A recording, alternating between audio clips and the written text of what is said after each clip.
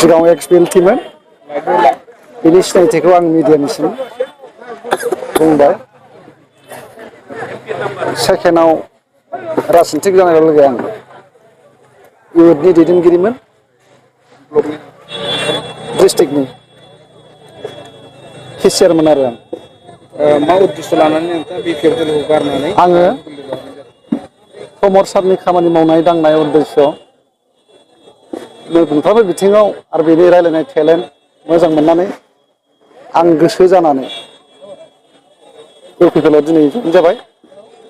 आरो आं थांनाय लोगो आंनि गथ'फ्राबो आंनि खिथु थांदों आरो दिनै आं रायजो राजाखौ एसे लाबोनो हादों। आरो फैबाय थानाय दिनाव 3-4 मासनि गेजेरावनो आं सिम्बोरगावआव आङो बिपिएफखौ जिर' खालायनो हागोन।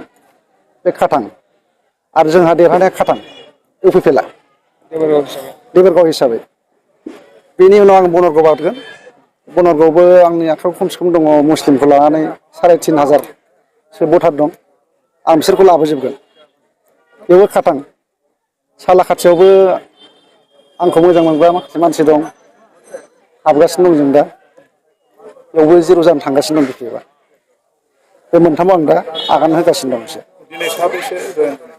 दिनै 190 जन। आंनि हिसाबाव 200नि एसे बारा जानांगौमोन। माखासे टाइमनिबो खोथा थाबाय आरो फैबाय थाबावगोन सोरबा र' नायनायनि होननाय जादों। आं गिदिंनो मोनाखैथ' इसेबां गिदिंगोननि र'। आरो आंनि मेन उद्देश्यआ जाहैबाय आं सिगाङाव बिपिएफनिमोनथ'। मेन उद्देश्यआ जाहैबाय आं दिनै बिपिएफखौ फेजेननो होननानै आं ओंखारबोबाय। जोंनि दानि इउपिपिएल सोरखारनि मावनाय ओरैबायदि डिसिप्लिन उन्दै गेदेर सनमान होनानै रायलायनाय बेखौ आं मोजां मोनदों। मावगोन आङो। फेजेननायाथ' आं खाथांखा फेजेनगोन आङो। आंखौ मोनसे समाव बुंदोंमोन बेनाव मा मानसि थानो। दा आं बे थांनायाव आरो आं दानजानो बादोंमोन।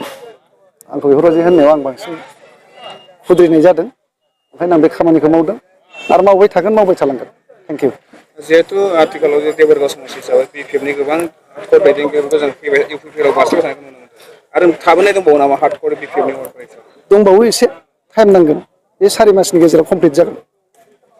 बे सिदा खोथा। Thank you. सिम्बोरगाव इउपिपिएल प्राइमारि कमिटिनि बानजायनायाव नुजाफैनाय साफ्रोमबो मिडिया बिथांमोनसिम गोजोननाय हामलायनाय बावहरबाय। नंगौ जोङो दाख्लै 10 दिनसोनि आगोल खय थारिखमोन 10 थारिखआव जोङो सिम्बोरगाव इउथ आरो जायनारि इउथनिफ्राय जों टटेल 17 जन फैनाय जादों।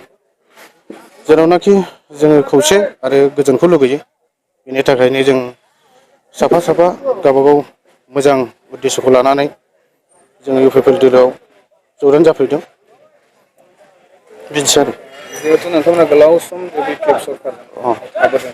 दिनैनि दिनाव बिपिएफखौ मानि थाखाय नागारना फैदों?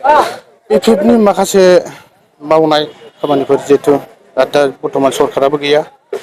बे बेलायाव जों बेखौनो बुंनो थाङो बहुद गोबाव बोसोर जोङो ओरैनो थाबोनांदों। जेराव जेबो डेभेलपनि जेबो फारसे जों नुहुराखिसै। ओंखायनो जों दा इउपिपिएल दोलोनि जिथु मावनाय आदर्शफोरखौ जों सुबिदाफोरखौ नुहुरदों। ओंखायनो जोङो दा इउपिपिएल दलाव ज'येन जाफैनाय जाबाय।